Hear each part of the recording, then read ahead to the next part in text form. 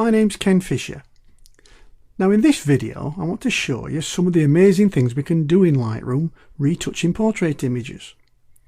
Now it's not that long ago I would probably have done all this in Photoshop. There are still things that Lightroom can't do, and for those we still need Photoshop. But in the most part you can do an excellent portrait retouch now without having to open Photoshop at all. Well, let's dive in and have a look. Well, I'm going to be working on this image here. Let's start by making a virtual copy of it so we're not working on the original image. And we'll do that by holding down the Control key and pressing the apostrophe. And there we have a virtual copy. And you can tell it's a virtual copy because it's got this little turn up in the corner, a little page turn. Right, let's evaluate this image and see what we have to do. Well, it's a little overexposed to start with. On the face here I can see some blemishes that we're going to have to take care of. And the eyes are a little bit dark. I'd like to try and see a little bit more life in them eyes. So we're going to try and lighten up both irises. Or is it iri? Or are they irises? Well, there's two of them anyway. So let's make a start on the exposure. So I'm going to go to the basic panel. I'm going to go down to the exposure slider. So we'll drag that down a little bit. We'll add a bit of contrast. Don't need any highlights. Shadows, we'll lighten the shadows a little bit. Maybe the whites. And maybe darken the blacks just a little bit. Then I'll go down to the presence sliders. I'll add a tiny bit of clarity, not too much, and a little bit of vibrance just to help the skin tones a little bit. Okay, that looks good. If you want to check where we are, then what you can do is with the backslash key, if you press that, you can check before and after, and a before and after. And if you hit the Y key, you can see them both together. So that's your before and that's your after. So I think there we're going in a good direction. That's a significant improvement, just correcting the exposure. Okay, I'm going to hit the Y key to take us back to loop view. Now let's next check the black and white points. If you can see from the histogram, we've not got tones that go right to the edge on both sides. We've got a little bit of clipping going off at the bright end. But if you look at that, that's because we've got a white background. And I'm not concerned about that. So long as there's nothing clipping in the model itself, I'm quite happy to let that go. But I would like to just correct these little areas. So let's have a go at that. So again, we're going to go down to our black and our white sliders. And I'm going to hold down the Alt key. And I'm going to click and drag. And I'm just going to keep dragging until I see a little bit of clipping starting to happen. And if you watch the histogram, it's moving over and moving over, and then I'm going to start clipping, and I'm just going to pull it back a little bit from there to get it somewhere like that. Like I say, I'm not bothered about the fact that it's clipping around the outside because that's a white background. So that's set me white point. Exactly now the same on the black slider. I'm going to click on the black slider and move that over until I see a little bit of clipping occurring, and that's starting about there. I'm just going to take it back a little bit and then let go. So I've now got a full range of tones. I've got a nice contrasty image now. Okay, next I can just look at the white balance. So I'll go up here. Now if this was a raw file, I'd have some options in here, but this isn't, it's a JPEG, so I'm going to leave that. I could do it manually by changing the temperature or the tint sliders. But what I'm going to do is just have a go with the white balance selector. So I'm going to click on it to select it. And now I'm going to try and find something that's reasonably neutral. Well, the only thing I can think of is really in the eye somewhere. We've got some blue patches in here, and some pink. But let's just try, see what it gives us. Little bit green. Okay, well, what we'll do, we'll warm it up a little bit then with the tint slider, and then a little bit of yellow, not too much, just to bring back those skin tones a little bit. No, I think I'll be quite happy with that. I'll leave it as it is. And I'll get rid of the tool by bringing it back and redocking it in its little dock. Right, next let's have a look at removing some of the blemishes. So what I'll do first, I'll zoom in. So let's see what fill does. That's not bad. Let's try 1:1. That's probably a little bit better. So we'll leave it at 1:1. And I'm going to use the spot removal tool. So you can go over and you can either click on this or you can press Q on the keyboard. And in the dialog here you can see we've got clone option or heal option. Well, we want the heal option because we want it to fit nicely. We've got a size slider, we've got a feather, and we've got opacity. I'll leave these both set as they are, feather to 28 and opacity to 100. And what I'm looking at doing is getting a brush size that's just a little bit bigger than the thing I want to edit. So let's say I want to do that. So I'm going to use my square bracket keys to make the brush a little bit bigger. And then the way this tool works is it uses a source and a destination. So I'm going to click, and you'll see it produces two circles. Well, this is the destination. This is where I want the pixels to go. The second one is the source. That's where it's getting the pixels from. Now, if you go into the middle of that, you can move that around. You can click and drag it around to find a better source of pixels. So obviously you don't want it in there. You want it round here. Now just be careful, because if you hover over the edge accidentally and you get that double arrow, when you click you won't move it, you'll make it bigger. And that just resizes it. So you've got to go right in the middle till you get the hand tool and then click and drag. Now sometimes the tool will basically put you something up there. It'll do that. It'll select a source point miles away. No problem. Just go up and click it and drag it back, and then position it where you think there's a good match. Now you can click like I've done there just to do a repair. Oh, you see it's done it there. So I'm just going to click that and drag it back. And then this one, it's a little bit longer, so I'm going to click and drag and then pull that back. So I'm just going to spend a few minutes now just going round and trying to get rid of anything that's noticeable that will just distract me. That's quite a big one.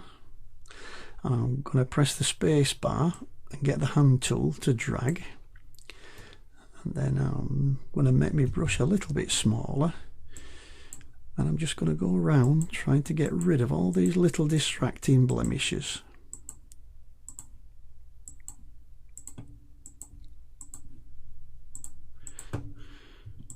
Yeah, just entertain yourself while I do this. This is the not so glamorous side of image editing, really, just the patient side, but you do get quite quick at it. Once you've done it a couple of times, you do get quite quick at just identifying the distracting little elements, and a couple of clicks and they're gone.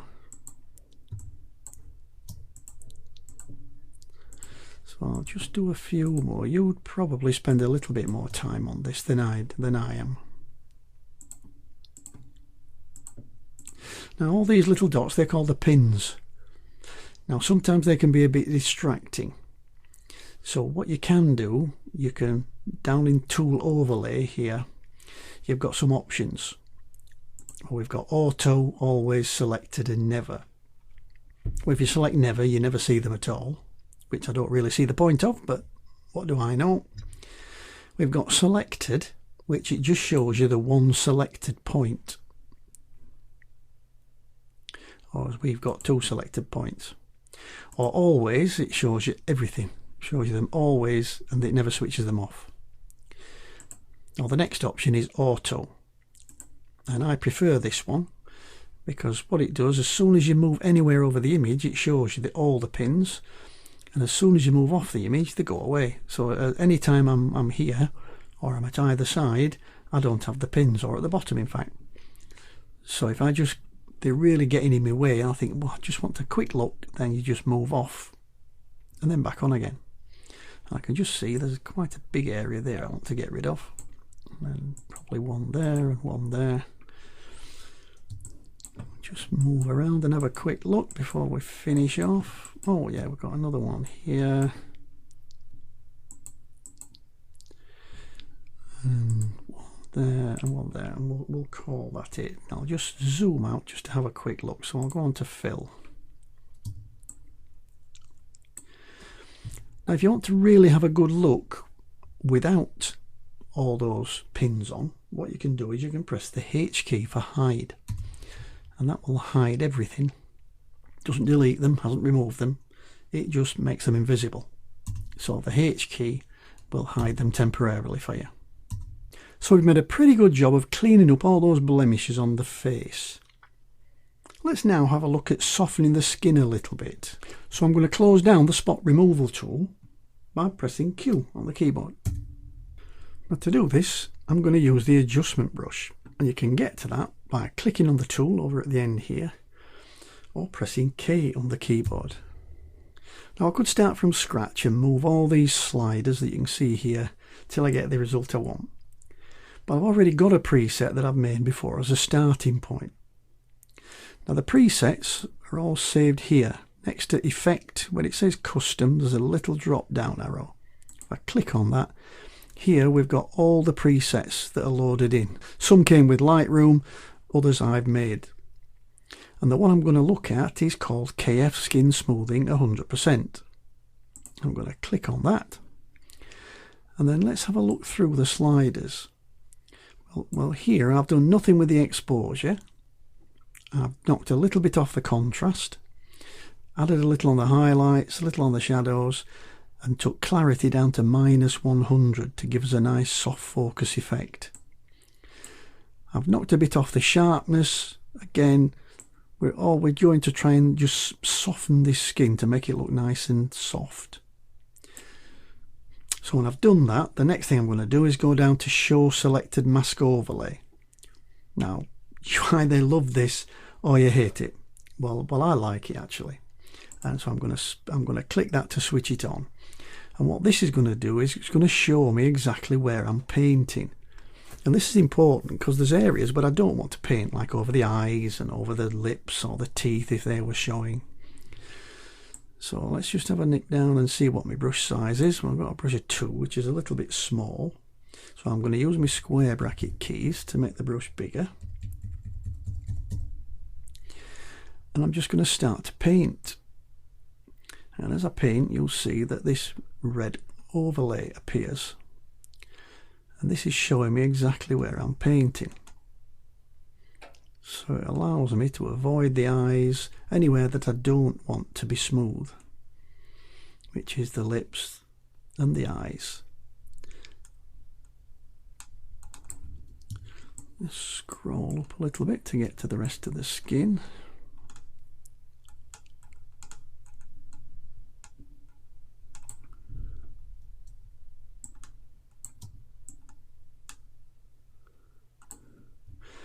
Looks a bit like sunburn, but it's not, it's just an overlay.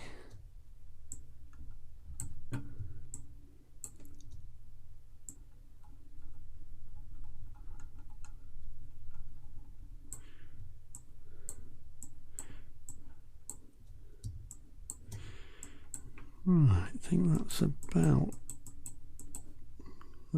right. Okay, yeah, it does. It looks a bit like a sunburn, but it's not. But anyway, once you've done that, you can see that there's areas here that I've painted over, and I probably shouldn't have done. I really don't want the eyebrows to be soft. I'd like them to be a little bit stronger. So if you hold the Alt key down, the brush actually changes to a minus, and this is the eraser brush. Now that's a bit too big, so what I've got to do is go to the bottom, select my eraser brush and take the size down. I want it probably teeny tiny, about that big. Okay, and I'll go back to my brush A, which is the one I was using. I'll hold the Alt key down again, and I've got my eraser, and I'm just going to erase around the eyebrow where I don't want it to be smooth. And I've managed to avoid most of all the eye, I think, and the lips. So that's okay. When I've done that, I can turn off my mask overlay and we're left with a nice smooth skin. And you can still see a lot of detail in it. It's not really plasticky, and I quite like this effect. Okay, let's have a look at before and after. Hit the backslash key. So that's where we started. That's where we are now. Or if I hit the Y key, we can look at before and after. I think we're going in a good direction. Okay, I'm going to hit the Y key to come back into loop view. And then I'm going to press the K key again, just to close that tool down. Well, now we've improved the skin, let's look at the eyes. I'd like to lighten both eyes and try and make them a little bit more, try and make them stand out a little bit more. So let's start with the iris. Now I've got a preset set up for this and I'm going to show you that. So let's go and select it. But first I want to make sure that I'm working on a new adjustment. So I'm going to press K on the keyboard or click the adjustment brush again. I'm going to make sure we've got new, which we have. And the preset I'm going to select is the KF Iris Enhance. Again, maybe my brushes, oh no, what we'll do is we'll zoom into 1:1 so we've got a nice big view to look at. Then the brush size, it's a little bit big again, so I'm going to wants to be probably just the size of that, the width of that iris. And let's just go and have a look at the sliders. So here we've got a little bit of exposure, 0.7 on the exposure. We've got a lower contrast. We've got some highlight, so if there's any light areas in it, it's going to accentuate them. We've got a little bit of extra on the shadows to try and lighten it. We've pulled the clarity right up, we've maxed that out at 100 to give us some detail, and we've got 40 of saturation just to try and bring any colour out that's in there, and we've softened it a little bit by giving it -6 on the sharpness. Okay, let's see what effect that has. So I'm going to click and drag right round within the iris. And you'll see the effect that has of lightening up that eye and giving us a nice bit of detail. Now if that's not enough, you can go in and change the sliders. So we can move the shadows a little bit, maybe to lighten it up a little bit more. Maybe the saturation to boost the colour a little bit. If you wanted to go all out here, what we could do now is put a different colour. We could overlay a colour. So let's try that. So we're going to click in there. Let's try a complementary colour. We'll say some kind of brown to yellow, quite like that. Maybe a bit deeper. Yeah, that's fine. Okay, so I've got to remember that she's got two eyes and go and do the other one. But now all that brush is set up, it's just a case of going in there and doing that. Just go over those and then we'll zoom out again. And I think that looks pretty good. Let's do a before and after. Yes, I like that. Okay, so we've now got the irises done. So let's have a look now at the whites of the eyes, just lifting them a little bit. So we'll go back up to 1:1. But this time let's do it manually. So let's get a new adjustment. And by double clicking effect here, we can zero all the sliders. And what we'll do, we'll just make it up as we go along. So just so we can see where we're painting, let's put some positive exposure on. And I'll just paint into around the white area. Little poof in the corner.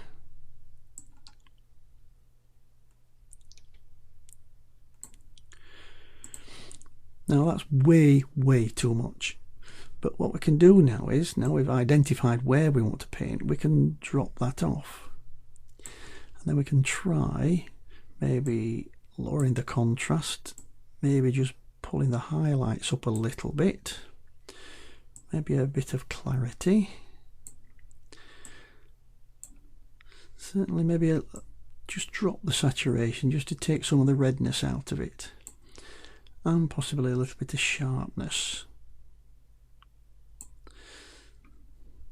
So again, if we just go down to the bottom, we've got a little switch here, we can toggle that on and off. So basically both those things we've done to the eyes we can toggle on and off. So that's after and that's before, and that's after.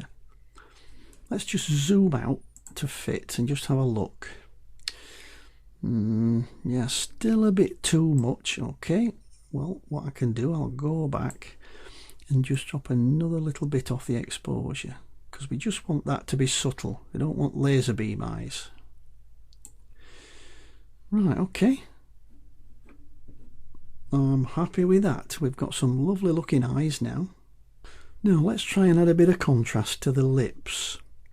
Now this is always popular, so let's zoom in again. We'll try 2:1. Let's go up and get the lips center stage. That's probably 2. Let's try 1:1. That's better. Okay, we'll try to make another one, so we'll go to new, again a new adjustment. We'll zero all the sliders, and all we want on this really is just a little bit of added contrast. So let's really boost it up to start with, and all we're doing is just trying to bring out those highlights a little bit to make the lips look a little bit more shiny and a little bit more luscious. So it's subtle but significant, just makes them look a little bit wetter. So now if I take that down, or back, or down, or back, you can see it just gives it that little bit of extra pop. And I think what I'll do is we'll try a bit of sharpness as well. That's better. So we'll combine sharpness and we'll try a bit of clarity as well. Yeah, I think that looks good. Let's zoom out to fill and have a look. We'll go down, we'll switch it on and off. Switching everything on and off. Yeah, I'm quite pleased with that. So we've got some nice lips. And to finish off, what about a bit of makeup? Let's try a little bit of, say, rouge. Let's try and redden those cheeks a little bit. Alright, we'll do a new edit again. And we'll double click to zero the effect. But this time all we'll add is a little bit of colour. Let's just try this one. We'll try a nice red. We'll get a nice big brush. Just give it a little bit of a poof and a drag just on that cheek. And I think we may need a little bit. You'd probably see a little bit over that side as well. A little bit in there. And then what we can do is just make it a little less obvious.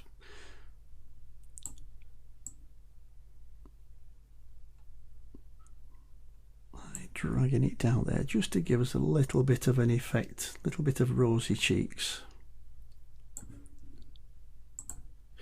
And we'll just zoom out, see what that looks like. We'll close down that tool so we get rid of all those. You've probably overdone it a little bit on a couple of the areas, but you can see what I mean. Let's press the Y key. You can see that I've done this quickly, fairly quickly. You can make significant improvements in Lightroom now, rather than reverting to Photoshop as we used to have to do. Well, there it is. Portrait adjustments using Lightroom.